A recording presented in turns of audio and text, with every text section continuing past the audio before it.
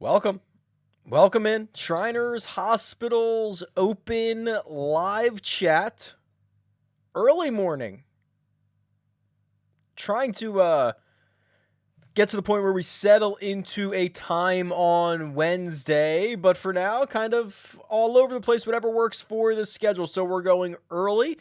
This time tomorrow on Thursday, we'll have golf. It starts basically right now, 7 o'clock on the West Coast Pacific time, because they are in Vegas for the first of two different legs. Good morning. Good morning, Evan. Good morning, everyone in the chat. Drop your questions. We'll go through as many as possible here in the next little bit. This is the live chat presented by Jock Market. We are going to talk about Jock Market in a little bit. I'll try to cover ownership, any questions about the course that I can answer for you. If there are specific bets, we can look at the weather. I've got the weather pulled up. We can look at that. See if it's going to impact anybody. A couple of housekeeping items. Again, if this is something you want to see every Wednesday, I'm still trying to figure out where this falls in the schedule. Wednesdays are weird. Hit the like button. That tells me all good, and you want to see this every single week. Other than that, the only other request that I have is that there is a survey in the description of the live chat. It was also in the description of the DFS video on Monday, and I think it was on the fades and the sleepers videos as well. That is a survey that will take you about 3 seconds to fill out, and it helps me, and it gives you the opportunity to have a voice in what is coming next on RickRunGood.com. There is a 3-week period in December every year, essentially, where I rebuild everything. And if you'd like to make suggestions, if you'd like to ask questions, if you have questions about golf, fantasy, wagering that you'd like answered in the form of a tool, this is your opportunity. So that is in the description. Go fill it out. It'll take you about 5 seconds, and then it'll help everybody. All right, let's jump into this. So we can do questions at the top, then I'll get into ownership and weather and all that good stuff. Let me just run through a couple of these. Dilo Bar asks, having trouble discerning whether the rough this week is going to be playable and possible to spin and stop the ball or not. Not sure if I have correctly weighted driving accuracy. Okay, good question. I can give you two different answers on this. First and foremost, I was at this event last year. I walked Thursday all day. They let you go anywhere you want, by the way. It is a great event to go watch in person. There was they let me do anything. It was kind of weird. You can go anywhere. You can see any groups that you want. I remember thinking, wow, there's no rough out here. It's just, it goes from, it's a desert course, right? So it kind of goes from rough, then you get cart path, and then you get desert rock and sand, right? It's a very deserty course. The rough that's out there, I don't think is going to be all that hindering when it comes to trying to stop a ball. Excuse me. The other answer I'll give you is via the Course Key Stats tool. So if you've never seen this tool before, this is, as with every other tool, on RickRunGood.com, and it's honestly one of my favorite tools, because what I actually do is I take the results for the last 12 years of PGA Tour statistics and the last 12 years of actual leaderboard results, and I run a correlation model, a regression model, to see what types of golfers have success at every single course. So this is different. What I like about this is different than people who say the winner, previous winners have gained 2.5 strokes putting here. Well, yeah, of course they have. People who've played well here have played well here, is what those are saying. That's a reactive statement to make. This is trying to be a bit more predictive. And what I'm showing you right now, what I can tell you is the two most important stats, the two stats that correlated with success more than any other stat, and I'm talking about like the common stuff, so like longest hole outs, that is actually the number one stat. But there is no way to predict that, right? I don't know. The guys who hole out from the furthest out are going to have success at Shriners. It's random. The important ones, the common ones, strokes gained putting. Only 3 other courses on the PGA Tour were strokes gained putting more important. And driving distance, only 7 other courses was driving distance more important. Driving accuracy ranked 14th. So what that tells me is exactly what my eye test says, which is this can turn into a putting contest, and you got to shoot something really low, and you got to putt well to win. And then also guys that hit it very far, not necessarily regarding whether they are going to hit the fairway or not, find success here. So that's my long-winded answer to tell you I do not think the rough is going to be that much of an issue. And I guess I could have just said that. Daniel asks, haven't heard much from anyone about Harris English or Brian Harman this week. Any love for them? They can both go scorched earth putting. That's true. I think I wrote up Brian Harman somewhere. It might have been on Golf Digest. It might have been... I feel like I remember writing him up. The good news about Brian Harman is I tend to agree with you, Daniel. I think that he is kind of an interesting combination of being really consistent. I think he's up to 6 or 7 made cuts in a row. And then also he can get that hot putter and he can shoot something really low. Now, I don't know if he can do that all 4 days and really contend here. Here he is. He's $8,000 flat. But you're talking about, a couple of good finishes down the stretch of last season, made the cut at the Sanderson Farms. He's played well here before. I'm okay with that. I don't mind that at all. I think he's a rare combination of golfer, and he's kind of in a range of, the 8,000s, which it's fine. I think there's a pretty good idea to go back to Will Zalatoris after just 1 missed cut. Cameron Davis, I think he's going to be more popular than the projected ownership that I'm showing, 7%. I think he's going to be more popular than that. So I think he's a pretty good play there. And then Harris English, I just think Harris English is fairly priced. We've talked about Harris English a lot. He's one of the better golfers in terms of strokes gained since the restart, since the start of 2020. He shares the longest active cut streak in this field with Adam Schenk. I think they're both up to 9 right now. It's the fifth longest active cut streak on tour. The other guys are like Rory, John Rahm, Hovland, and someone else I always forget when I'm rattling off those names. But anyway, it's a great streak. So yeah, I think they're fine. I just think Harris English is fairly priced. Michael asks, where else can I get more content from you? Well, let's see. Twitter at RickRunGood is usually where everything gets tweeted out. So that's like a good hub to be. Obviously, the tools on RickRunGood.com. Obviously, YouTube.com/RickRunGood for the YouTube videos. The audio version of those videos is on my podcast, which is called 300 Yards to Unknown. It is linked in every single video and everything. I also write a full DFS article on Golf Digest every week, which is a really great article that I go through each tier and I give you a high upside guy, the guy most likely to disappoint, the safest option, and my pick to win. So 4 guys in each tier, which means you are getting 16 golfers written up. It's very data driven, and I like it a lot. I also do I'm on their expert picks panel on Golf Digest. So we pick a winner, a top 10, a long shot, a guy to fade, and a matchup, and a one and done. So that's all there. That's with other guys in the industry. And then I have power rankings and best bets on Sportsline, which those are available. So a lot of stuff, a lot of places, trying to also figure out what else I can bring over to rickrungood.com if I want to get back into writing things, if I want to do different types of videos. There's just a lot going on. Hey, Rick, do you see any correlation with here and TPC Scottsdale? If so, any thoughts on Kuchar? I mean, he eventually has to backdoor himself into a top 10. That's funny, Brian. That's pretty good. The only correlation that I see is that they are... both desert courses. Shriners is bent grass. I want to say, I can look this up, but Scottsdale's not bentgrass, or at least it's not a bentgrass 71. It might be a bentgrass actually. So hold on, let me look it up real quick.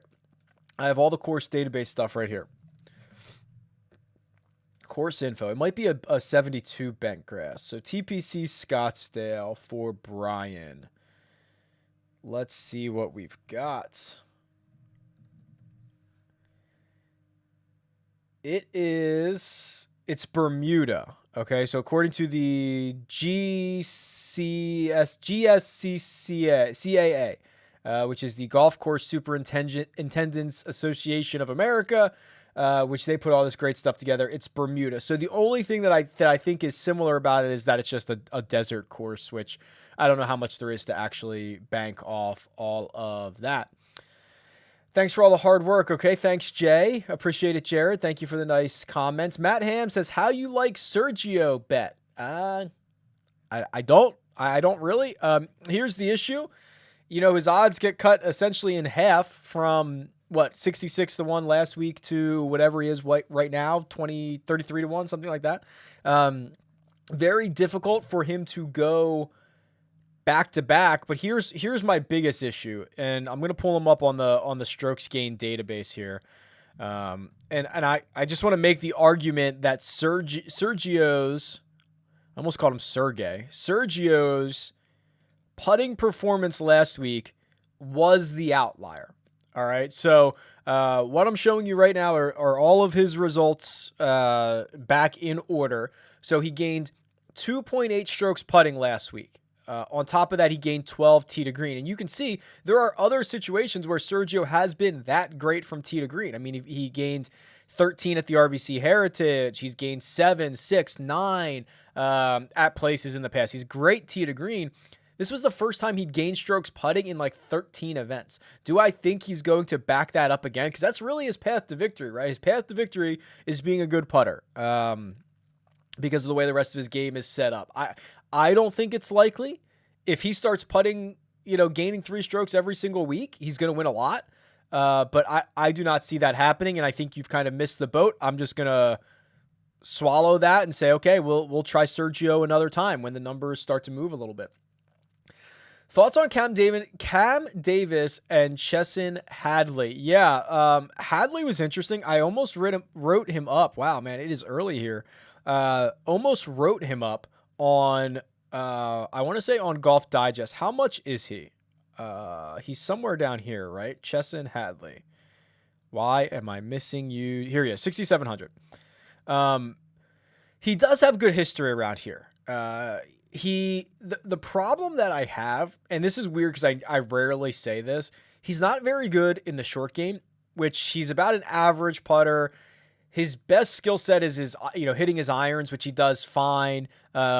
He's just more sporadic than I would like, but he does have good history here. I would prefer the other guy. So Cam Davis, so again, for people who are new, I'm not creating these projected ownerships myself. I'm aggregating them from 3 different sources. I'm grading them and I'm passing along the best ones to you. So I would be very surprised to see Cameron Davis check in at only 7.7% owned. I mean, he's been really good. He's been a darling of the DFS community, I would say, or at least in my lineups. He's been phenomenal. The problem is he's, of course, faded on weekends. He's faded on Sundays at times. And, I don't know how many times he's going to have to knock before the door opens up for him and he actually gets a win. But I like him a lot in Showdown. We saw that he shot like a 60, I want to say it was like a 63 on Saturday last week, and can absolutely go nuclear. And he's got good finishes one way or another. I think if you want to roster him, don't watch him day to day. Just see how he does on the end of Sunday. All right, take a couple more here, then we'll switch gears to Jock Market for a second. Then we'll go to weather and whatnot. Jeff asks, what do you think of Ricky? Yeah, so Ricky Fowler's pretty interesting. I have a lot of thoughts, unfortunately. So he's an even $9,000. It's very clear Ricky Fowler has not played well in the, I shouldn't even say in the restart, since the start of 2020. I mean, remember he was the 36-hole leader at the American Express in February, late January, and couldn't close it out. Couldn't even come close. I think he finished 10th. He's been working on this swing change for a while. And I thought the eye test, right? The eye, which is difficult for me. I like the numbers and we don't see a lot of strokes from all of these guys. I thought the eye test was that he was getting close, that he was seeming to click. He was playing better. You know, you'd have one good round, then you'd have two good rounds, then he'd have three good rounds, and he just hasn't put it together yet. Now, we haven't seen him play since the U.S. Open where he made the cut. He's only played twice since the Northern Trust. This is a good time for someone who's going through swing changes to figure it out. And then also I think he's played here 4 times. He's never finished outside of the top 25, and he finished 4th the last time he played here. Now, those are spread out. It's not the last 4 years. It's like 4 of the last 8 years or something like that. We know he can get hot with the putter.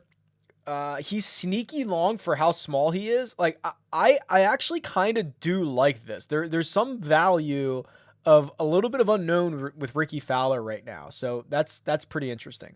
I'm going to pause right there. We're going to talk about Jock Market really quick. So they are, of course, the presenting sponsor of this live stream. They are building something that I think is absolutely phenomenal. It is, if you're new, it is essentially fantasy stock market, right? You know, every player, every golfer, and it's not just for golf. I've been playing NBA. I've been playing NFL. Talk about that in a second. Is a stock, and you can invest in them in the IPO phase. You can buy and sell them during the course of an event or during the course of a game. And they've just started introducing cash markets. And cash markets are real money. You can pay $3 and have a share of Chesson Hadley or something like that, and follow their progress throughout the week. And the guy who is the number 1 player on the leaderboard, he's that stock share price is going to be $25. So you can really make a lot of money here. And I can see, first of all, I recognize a lot of names on the leaderboard. You guys are playing and you are winning. So congratulations on that. There's 2 formats to these games. There is the cash market, which I just described, which they have going on for the NBA Finals last night, which was great. I had shares of Tyler Hero. I had shares of Rajon Rondo, and I got sniped out on shares of Jimmy Butler like 3 seconds before IPO closed. I was typing in my new bid, about to press buy, and IPO closed. So I just got sniped out on that. So they have cash markets for NFL. They have cash markets for NBA. Excuse me. And then they have a ton of free games. So the free game for this week for the PGA is a $250 Shriners Hospital free roll. So the way that this sets up is if you come in first, you get $50. You come in second, you get $40, $30 for third. Very flat payout structures, and it is free to enter, obviously. So looking through this, Denny McCarthy, hold on, let me make sure I've sorted this correctly, because I want to make sure that I have I like using this. There is really no, okay, if you want to talk about what ownership does and knowing ownership in advance, it's very handy, right? Well, you don't know ownership until contests actually lock. In Jock Market, because you're watching people bid in real time, you're actually getting public sentiment before the tournament starts. So we can use this in all facets of fantasy. The most expensive golfer right now is Denny McCarthy, $4.13. Now, IPO just opens. It's going to end tonight at 9 p.m. Eastern time. So these are obviously going to change. I mean, it literally just opened. Bryson is still $1. Webb Simpson is still $1. That's the minimum. So there's not a lot of guys I can talk through in terms of what their actual IPO price is at the moment. But guys that I would consider really good options in this type of buy low situation. Denny McCarthy, I do love. He's already being bid up. Christopher Ventura, 2 top 10 finishes in his last 3 starts. I think he played here last year. His game is maturing. He's a very rare form of golfer. Guys might kill me for saying this, but what about Patrick Rogers, right? I mean, if we liked him, he only played like 6 bad holes last week. They just happened to be the first 6.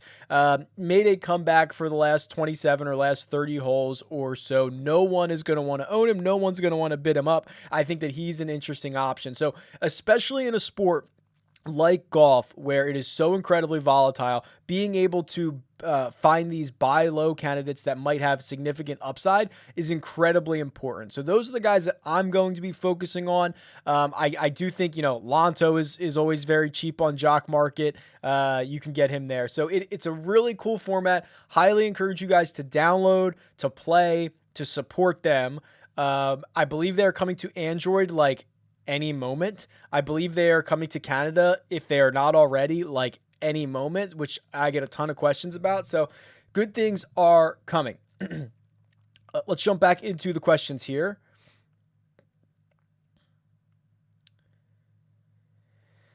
Can I go over how to use the optimizer? I would. I don't want to take up the live stream for that. There is a tutorial. Let me just show you really quickly. If you go to, and if I have time at the end, I'll show you how to use this optimizer. But if you go to rickrungood.com and you go down here to watch tutorials, it takes you to a YouTube playlist of all of how to use all of the tools. There is one in there for the optimizer, and there are changes. First of all, everything's going to be updated soon. I'm working hard behind the scenes to get all this stuff a little bit easier. That's the best place. If I have time later, I'll show you how to use it in real time. All right. I think you have a sleeper. I know you have a sleeper segment. Who do I like best? Okay. Sub 6K guy with upside. Interesting question. Let's see. Sub 7K guy with upside. So Adam Schenk, I don't think has the upside, right? But he's going to make a lot of cuts. Gooch is kind of interesting. Gooch played well again last week. I don't think he's the answer, though. Frankie Molinari's back. I don't think he's the answer. I guess the answer has to be Xinjun Zhang. I think has to be the answer. He's 6,600.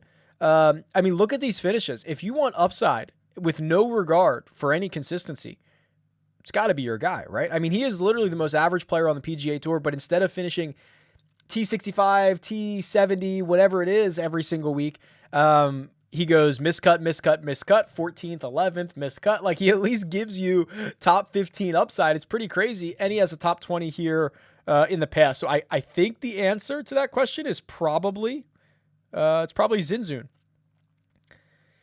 Ownership differences affecting. All right, let's talk ownership. So, bearing this out here again, remember, I don't create the ownership numbers, but they are very accurate. But sometimes they're surprising to me. This breakdown of basically everybody between Cantlay and Matthew Wolff being 16 or 17% owned, that's not going to happen, I don't think. There are going to be guys that break out of there.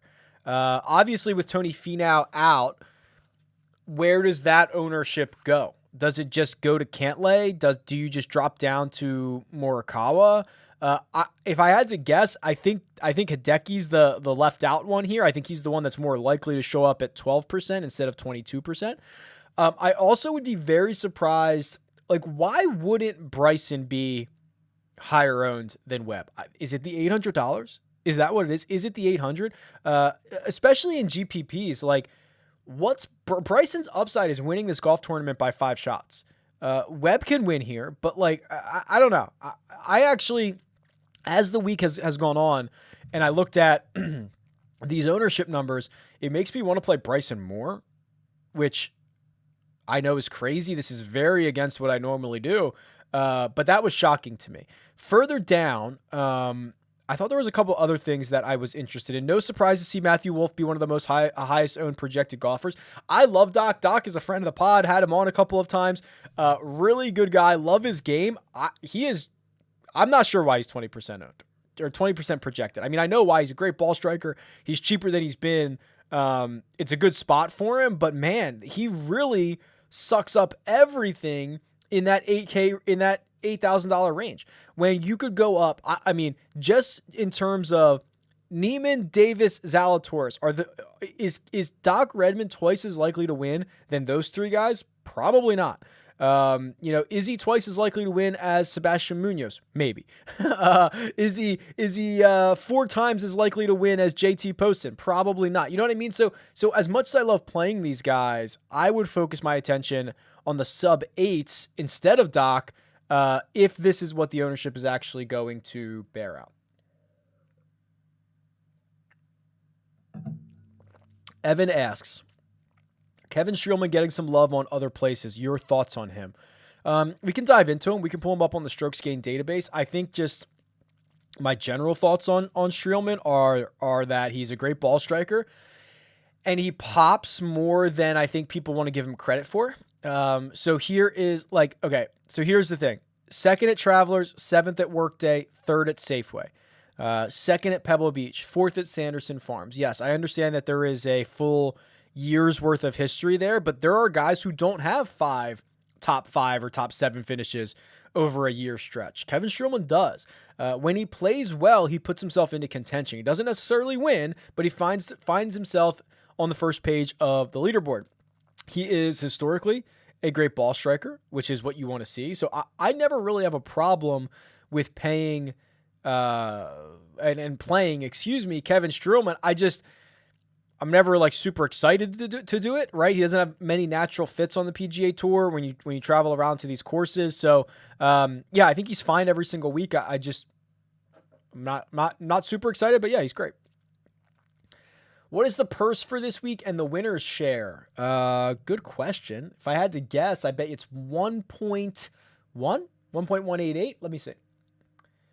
1.2, 1.26, and it's a $7 million purse. So it's a little bit more, it's a little bigger purse than last week. Last week's was 6.6. The next couple of weeks, we're going to get into the smaller field, larger purse events. So CJ Cup will be 9.7. Zozo will be 8. Did they release the purses for all of these? No. So not all the purses are out. I've been waiting for it to update like the one and done stuff with the purses and the winner shares, but they're not all out yet. They only have purses through the end of the year. So this is going to be actually, besides the Bermuda. Oh no, I lied. Okay. I was going to say besides the Bermuda, it's the smallest purse left, but that's not true. So Bermuda runs opposite, or I'm sorry, Bermuda's not an opposite field event this year. RSM will be a slightly smaller, and then Mayakoba will be slightly larger. And then that's when that break will happen before the Tournament of Champions. So $7 million, 1.2 up top. Brian asks, what are my thoughts on going back to Rogers and or Scotty? If you let me throw in Louis Oosthuizen in there, I'm okay with that too. So let me see if I can pull up 2020 Sanderson Farms leaderboard. Let's look at Patrick Rogers together. My hunch is this. My hunch is that Patrick Rogers, who you have to remember was one of the most popular golfers on the slate last week, played his way out of it in the first 6 or 7 holes. Then he played well after that. Let's look at this together. And he missed the cut by so here, let me pull this over here. If you guys can see this. So let's look at Patrick Rogers. So first of all, this is not right. I want 2021 Sanderson Farms. We need the season. All right, here we go. Load me the leaderboard. There we go. Okay. So, Rogers. Here we go. Round 1.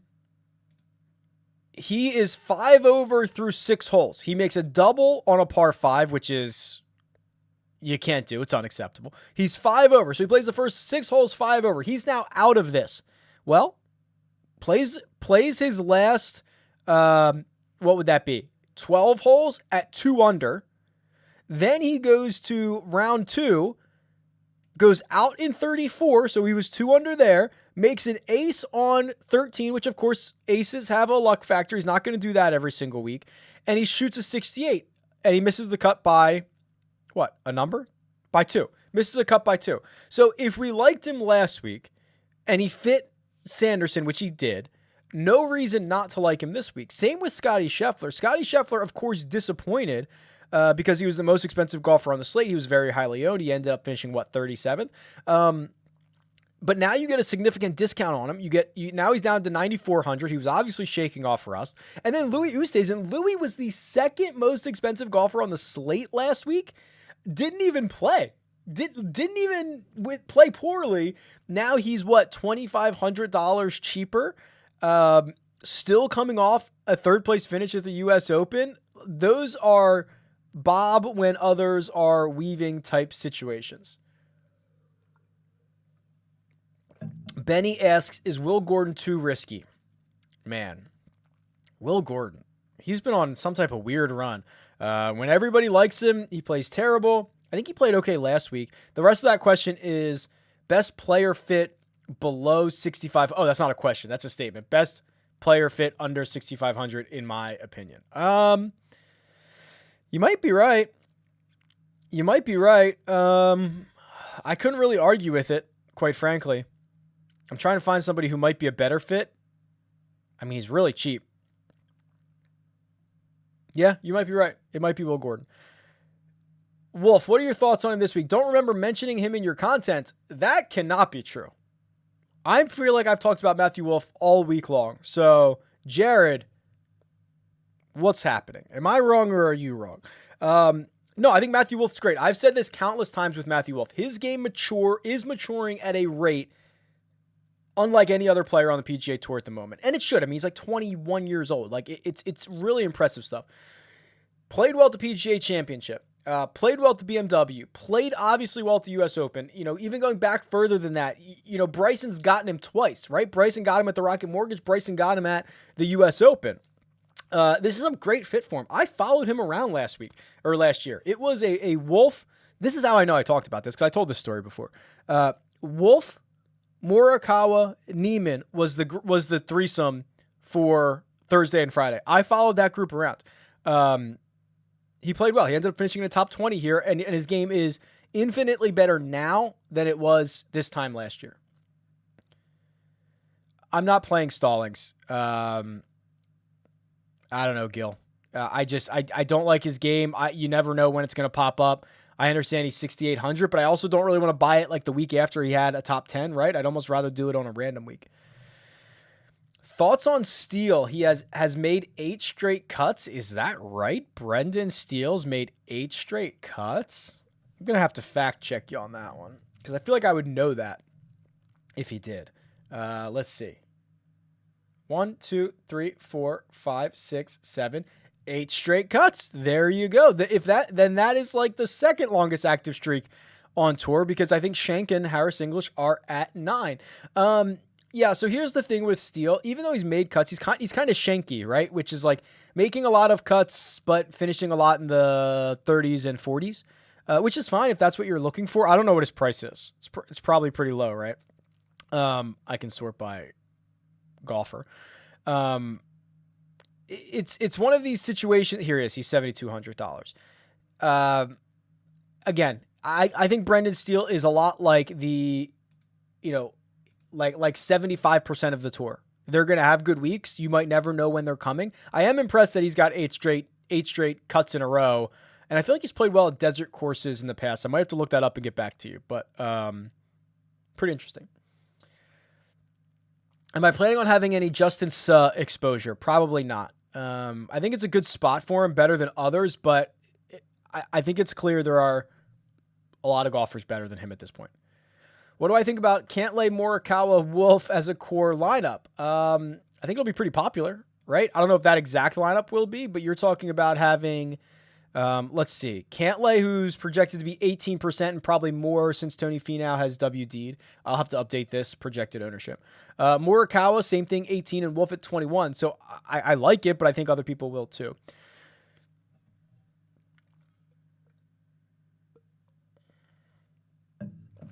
Will asks, is it too much for Varner to finish in the top 10? Man, I like Varner. I think I showed this earlier in the week somewhere, but I know not everybody watches every video. I don't know why. I don't know why everyone doesn't watch every video 5 times. But I think I showed this somewhere.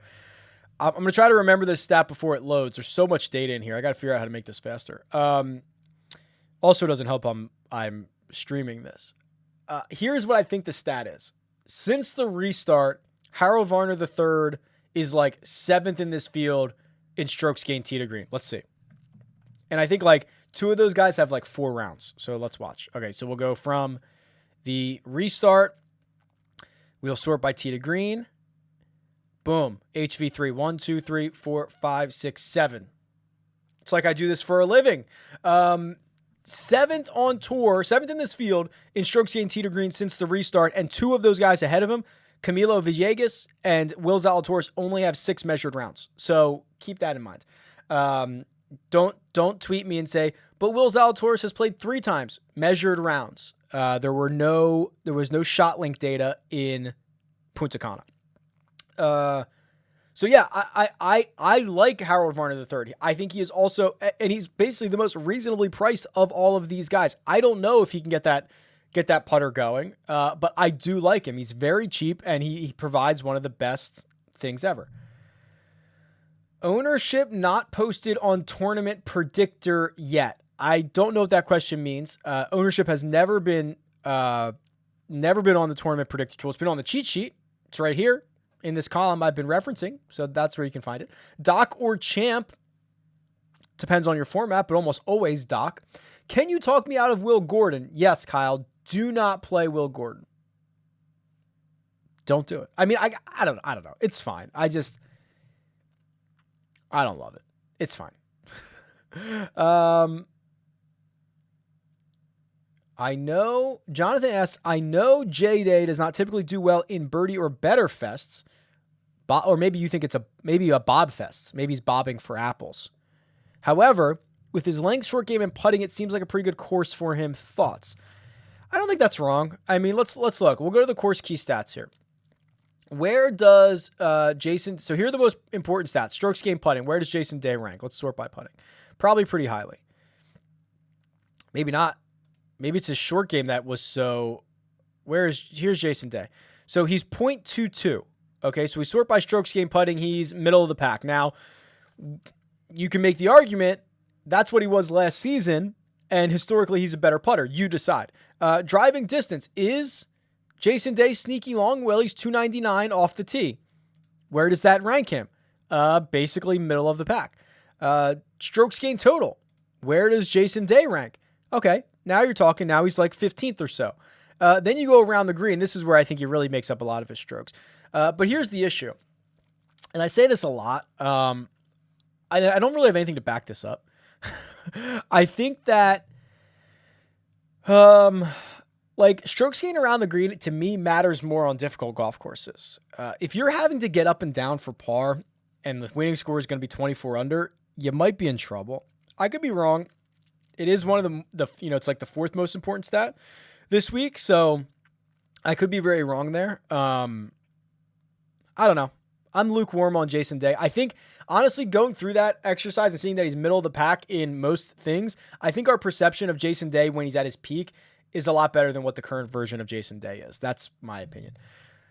Recent reports were that Ricky and his coach gave up on changing his swing. I did not read that, Michael. If that's true, that would be pretty sad.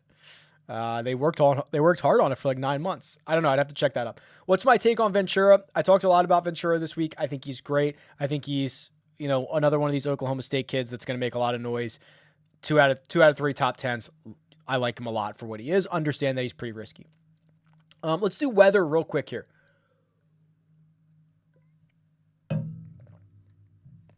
I use Weather Underground. Weather Underground and the 10-day forecast, to me, I think is the best because you can kind of just hover over each one of these. Hold on a second. I'm going to sneeze.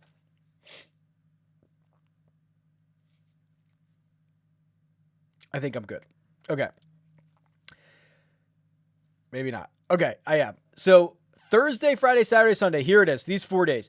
It's going to be warm Thursday and Friday. It's going to be almost perfect Saturday and Sunday. 89, 82. Ooh, beautiful.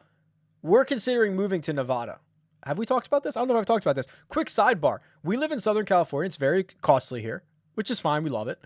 But now the wife and I both work from home. The only 2 employees of RickRunGood.com. We're considering other places to move. Nevada doesn't have any state income tax. Might be a place to go. I don't know. Anyway, here's what I see. I see 0 chance of precipitation all week long, so they're going to get no rain. I see basically benign conditions throughout. The wind kicks up, and again, this can change so much between now and Saturday. The wind looks like it kicks up maybe Saturday afternoon. Otherwise, it is pretty benign. So I'm going to go out there and say this is like ideal scoring conditions all week long. They are there's not going to be a wave that is better than another. I just think, I just think it's going to be fun. Who knows BTS? I don't even know what that means. Nobody's talking about Tyler McCumber. I feel like we talked about Tyler McCumber at some point. Let's look up Tyler McCumber. He does have back-to-back top 10s. I can't remember if I liked the way he was doing it. And one of the top 10s was in Punta Cana. Yeah, okay, so this is beautiful right here. If this is the Tyler McCumber that we're going to get moving forward, 9 strokes gained on ball striking, which is adding up off the tee and approach, then watch out. This kid's going to make a lot of noise. Has a really good pedigree, of course, right? His dad won on the PGA Tour, Mark McCumber, like 10 times, 9 times? Really good pedigree, understands what it's going to take to find success on the PGA Tour, even off of those like 9 straight missed cuts. So I don't know. I think you're going to get a really volatile situation from McCumber week to week. But if this is an indication, this ball striking, phenomenal. Absolutely phenomenal stuff. Let's see. Alicia, yeah, you should probably forgive Patrick Rogers. I guess we don't talk Tiger Woods anymore. Yeah. I mean, he's not playing. So probably talk about him next week. In an earlier video, you said strokes gained, putting, and driving distance are the most important stats this week. When I look at other sites, they give different stats. Is it accurate? Robert, good question. I have no idea what other sites are doing. I'm telling you what is. So here's a big pet peeve of mine that I have. Other sites, which is what I've seen, are very reactive. It'll say things like, here's the things I hate the most. Winners here in the past led the field in greens and regulation percentage. Big surprise. Big surprise that the guys that had success hit a lot of greens. They also probably made a lot of putts. They probably also hit a lot of fairways. Or I hate the things that say 30% of the shots come between 150 and 175, and then you're supposed to go out and use that stat to make your lineups. That's bonkers, first of all. There are conditions that change every single day, whether the wind's into you, whether it's off the side. Like, oh, and then all of a sudden, if you're 148 away instead of 150, is that bad now? And like you're in a different, and you rank differently in that stat. That is all malarkey. What I do, which I think is the best way to do it, obviously, is I have this regression model, and I take all the rankings for the PGA Tour in stat categories for the last 12 years, and I look at the results, and I run them against each other, and I say, okay, guys so now I'm not just looking at one tournament. I'm looking at like the guy who finished first in strokes gained putting that year. He was a good putter that year. What courses did he have success at that year? And what other had success at those courses all year? And then you start to create profiles of golfers. And I'm not just talking winners. I'm not just talking top 5, top 10. I'm talking about where is the correlation to success?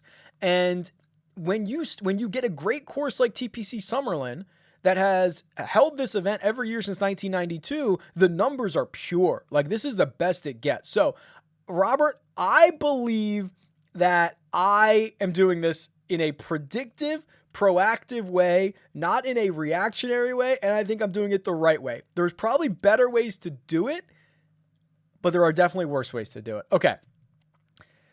Don't know much about Cam Smith, but seems to be good with the flat stick and good course history. Any reason not to play him? Yeah, I mean, he was actually in one of my fades this week. And what the problem is this. So here's wait, you said Cam Smith, right? Not Cam Davis. Okay, so here's Cam Smith, $7,800. Yes, 2 good starts in Vegas in his last 2 trips. They're not back to back. Here's my only problem with him. Since the restart, I believe he is the highest priced, golfer in this field who is losing strokes to the field. So let's sort this by salary. Yeah, you go down here, you get to 7,800. Cam Smith is a small negative. Minus, I don't know if you can see it. It's behind my head. Minus 0.15 strokes per round. He is the most expensive golfer to be a negative. Every golfer priced above him is a positive since the restart. So someone has to be the first one. Unfortunately, it's Cam Smith. And I that's why I'm staying away. I understand the case for him. It's just not going to be for me this week. Can we look at Wolff's recent round strokes gain data? He feels perfect for this course. He seems perfect for this course with distance putting, recent form, and tournament history. Yeah, I agree. We talked about him a couple times. Ryan Palmer or Sam Burns? Interesting. Probably. I mean, I like Palmer. Palmer has like a special place in my heart. Probably Palmer. One and done still continues through the Masters 2020. Wolff, English, or McCarthy? Thinking of using Wolff for CJ or Zozo. Have already used all the top 10.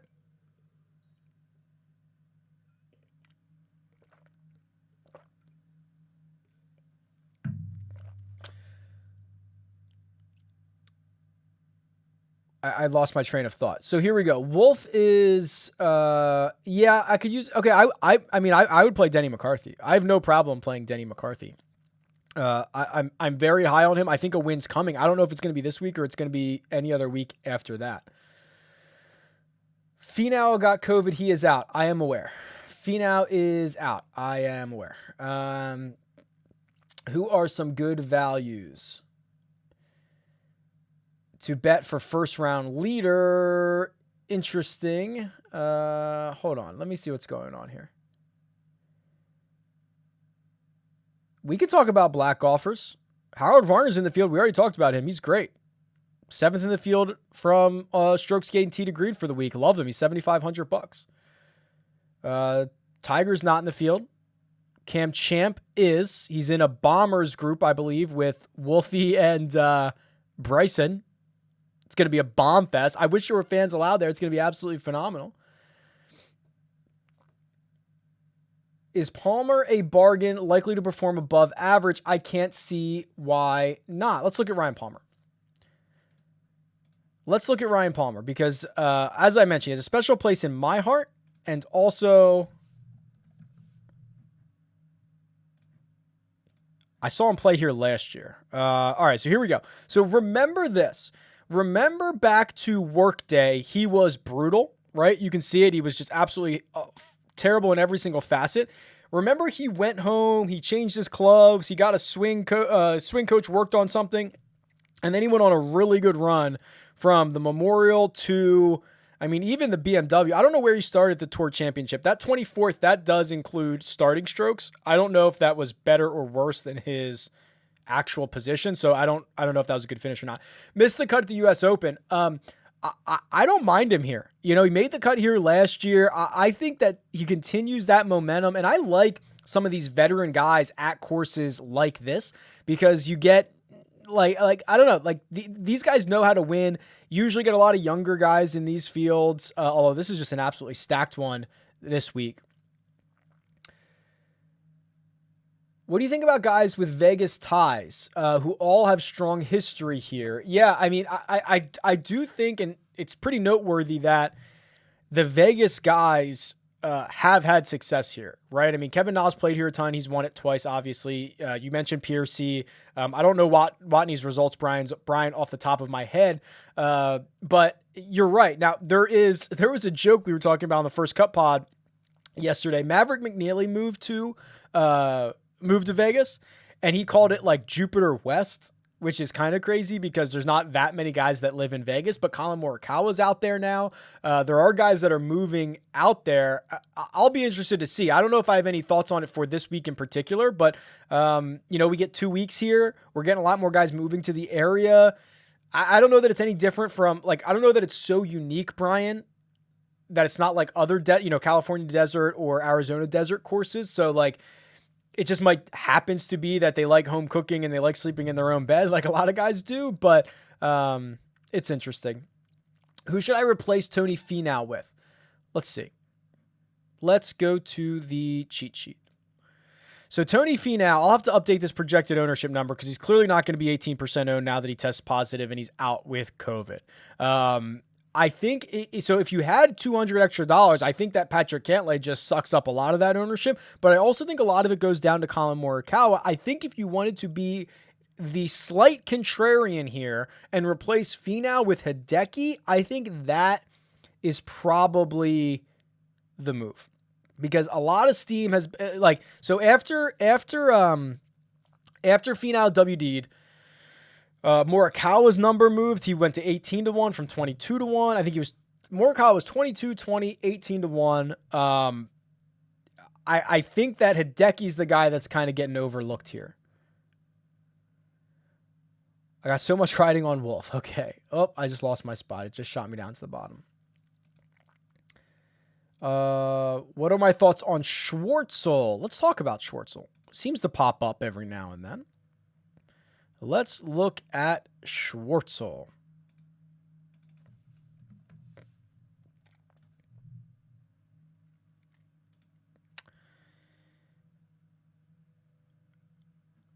$32nd at Sanderson, 23rd at Safeway. Doing it in a kind of weird way, right? I mean, one really good week ball striking at Safeway, then he puts the lights out at Sanderson Farms. Kind of all over the place, but what I see is a lot of green, DFS Chef. I see a lot of green. I like it. Oh, man. All right, Black King. I appreciate the sentiment, but I'm going to have to put you in timeout if you're cursing at everybody. Talked about Vegas ties. My last DFS spot, Grillo, Steele, Kuchar. Right now I have Steele. Yeah, Steele came up earlier in the show. I was pleasantly surprised with how many cuts in a row he's made, which is 8 in a row at this point. I don't know what his upside is, but I was fairly impressed. I think you kind of know what you get out of Grillo, right? He's going to be a great tee to green guy. He's not going to putt very well. And then Kuchar, I'm just out on Kuchar, man. It just hasn't been a good run for him. He's not backdooring those top 10s as someone mentioned earlier. It's just, I don't think I can get there. If it's too much of an ask, can you scroll down to 7,100 and below for a couple of seconds? Sure. Or subscribe to RickRunGood.com and get all your ownership projections here. But sure, I'll put it up for you while I answer a couple more questions. Damon, what are your thoughts on Joel Damon pivoting from Ventura? Excuse me. Wow. Still early here. Coffee's got to kick in. I don't know. I really like Ventura. I'm probably not willing to pivot to Joel Damon. I do like Ventura. Morikawa for the win. Sure. Where can you find player pre-tournament pressers? Let me make sure I get this website right before I tell you. There's 2 places. Hold on. I have one bookmarked, I think. It's called... Let me see if they have this week before I tell you to do this. Of course they don't. So there's 2 places. There is a site called T-Scripts. I hope you were done with the cheat sheet. T-Scripts, which you can see has, PGA Tour champions. You can click, Corrales, Punta Cana. You can click what day and what player. That's one place, but it doesn't look like they have Shriner stuff up there yet. But the other place is, and I don't know if you guys can get into this or not. So I don't know if I'm telling you a bad spot.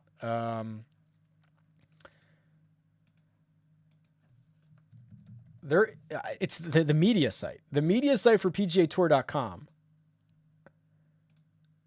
Which you don't have to log in. You have to give them your information. But what I think you can do is this. So it's PGAtourmedia.pgatourhq.com. If you click Shriners, usually they have the press conference. So it'll show up here. Okay, so usually they would be here, where it would have Colin Morikawa's Tuesday 12:30. Maybe they're just not up here yet. Maybe they didn't do them. Maybe they didn't release the transcripts because T-Scripts doesn't have them. Yeah, it would be, transcripts. Here we go. Here we go. Press conference. Patrick Cantlay, Colin Morikawa, PDF. Here's Morikawa's transcript from his presser. How long is your drive? 8 minutes. Boom. He's close. There you go. Sorry, that took me longer than I thought to find. All right. Where else are we at here? Couple more minutes. Do you like Luke List or anyone else in the 6,800 to 7K range? Sure. What about, what are you looking for? So Luke List, I guess, is higher upside than someone like Adam Schenk, which is, someone who's a safer option. Oh boy. Cameron Davis or Russell Henley? Pretty sure that's Cam. Thoughts on Charlie Hoffman? I don't know. I'm not as high on Charlie Hoffman as the rest of the industry, but he's pretty good. Hadwin looks pretty good. Okay, so Hadwin came up earlier. It is interesting. So we know he can get hot with a putter. We know he's done well in desert courses, right? That's where he shot his 59 at the Desert Classic. And I like it, right? I don't know what his price is. I don't have it in front of me, but I think he's good. Man, we got to okay. Let's get Logan out of here. You look like you're trolling. What else do we have here? Couple more minutes. Dylan, we already talked about that. That was the first question I answered. So you can go back, or Dilo Bar, you can go back and check that out. It's literally the first question I answered. Favorite 2 low-cost options. Well, what do we consider low cost? If let's say 7,500 and below, I think Howard Varner III is great. I think that Christopher Ventura at 7,100. I think that Adam Schenk is a safe option at 69. I think that, oh boy, I would go back to Patrick Rogers, but I'm kind of sick. Human, 6,800. And then Tyler McCumber, if you want to go on a really small sample size, which is the last 2 weeks, and the really good ball striking numbers from last week, I'd be fine with that. So there's a handful of really low price options for you that I think are worth a hard look, really. All right. So last question. Any secrets on the upgrade you're doing to the Rick Run Good website? Sure. So first of all, there's constantly updates to the Rick Run Good website, right? And all the tools, but behind the scenes, a lot of stuff that you guys don't see, is revolves around the data. So not only do I have more data, not only do I have, so my plan is to make the site more cohesive, right? Like, being able to navigate from one tool to another tool a lot easier. But I also want to build the tools in a way that answer questions. So I don't want to just have a cheat sheet to have a cheat sheet, or just have game logs to have a game log. I want it to answer a question like, what types of players play well at this course, and then build something around that. So it's just kind of a reimagining process that I'm going through that I think is going to be really successful. All right. Shriners Hospitals for Children Open starts tomorrow, Thursday morning, Pacific time. So like 7 a.m. And I don't know what else. Hit the like button if this was enjoyable to you. Much appreciate the support. I'm going to try again. You can see with the way the schedule is bouncing around that I've not found a perfect home for this live chat. Sometimes we do 10 a.m. Eastern, sometimes we do 3, sometimes I'm still trying to find a perfect spot for it. So if this is enjoyable and you want to see it every single week, go ahead and hit the like button. That tells me you're interested in this. There is a survey that will take you 5 seconds to answer in the description. It would help both of us in a big way. And I'll select a bunch of names to give out. I've got logo golf balls. I've got water bottles. I've got swag. I've got hats and shirts and all that stuff that I'd be happy to send out. So go check that out. Best of luck this week. Thank you very much for joining, and I will talk to you guys soon.